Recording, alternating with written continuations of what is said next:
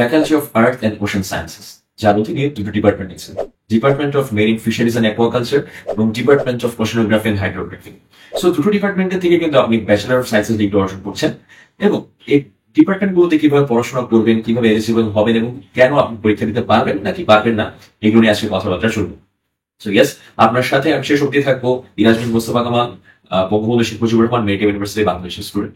So yes, এই faculty of earth and ocean sciences যদি আপনি পরীক্ষা দিতে চান, আসন সংখ্যা কতটি? সবার প্রথমে যদি চলে আসেন তাহলে টোটাল 80টি আসন দুটো ডিপার্টমেন্টের ক্ষেত্রে 40-40 করে হচ্ছে বিভক্ত, যেটি মেধা তালিকার মাধ্যমে পরবর্তীতে নির্ধারিত হয়ে থাকে এবং আপনার অবভিয়াসলি প্রেফারেন্সের মাধ্যমে। সো যাই হোক, এখন আসলে কোন কোন বিষয়ে পরীক্ষা দিতে হবে। আপনার ইন জেনারেল যারা সায়েন্সের স্টুডেন্ট আছে শুধুমাত্র তারাই এখানে পরীক্ষা দেওয়ার জন্য এলিজিবল, প্রথমত।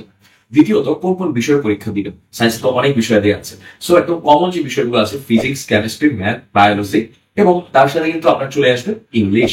এবং প্রতিটি ক্ষেত্রে কিন্তু 20 করে মার্ক বিভক্ত, টোটাল 100 মার্ক আপনার রিটেন আসবে, অবভিয়াসলি যেহেতু পাবলিক বিষয়গুলো হয় না।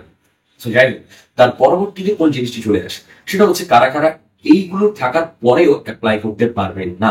যারা বাংলা মাধ্যমের স্টুডেন্ট আছেন তাদের জন্য হচ্ছে এই যতগুলো বিষয়ের কথা বললাম এখানে আমি, তার মধ্যে ন্যূনতম টোটাল 5টা বিষয়ের মধ্যে আপনি দুটাতে এ গ্রেড থাকতে হবে, 3টিতে সর্বনিম্ন বি গ্রেড থাকতে হবে। তার মানে যদি কারো বাংলা মিডিয়ামে যারা আছেন তাদের যদি সি গ্রেড চলে আসে, আনফরচুনেট আপনি অ্যাপ্লাই করতে পারছেন না। আপনি অ্যাপ্লাই করে ফেললেন ধরেন, বাট আপনি এলিজিবল লিস্টে বাদ পড়ে যাবেন। এবং ইংরেজি মাধ্যমে যারা স্টুডেন্ট আছে, যেটাকে বলা হয় ইংলিশ মিডিয়াম নট ভার্সন, আমি আবার মেনশন করে দিচ্ছি ইংলিশ মিডিয়াম, তাদের জন্য ও লেভেলের ক্ষেত্রে আপনার ম্যাথ, ফিজিক্স, কেমিস্ট্রি সহ টোটাল বিষয়গুলোর মধ্যে 5টা বিষয়ের মধ্যে হচ্ছে কৃতকার্য বা পাস হতে হবে এবং সি গ্রেড এখানে এলিজিবল না। তারপর যদি আমি আসি যে আপনার এ লেভেলস এর ক্ষেত্রে কি হবে, তখন আপনার ম্যাথ, বায়োলজি, কেমিস্ট্রি সহ টোটাল 3টা বিষয়ের মধ্যে হচ্ছে ন্যূনতম পাস হতে হবে। আদারওয়াইজ যদি আপনার সিক্রেট চলে আসে কোনোটাই, আপনি এলিজিবল না।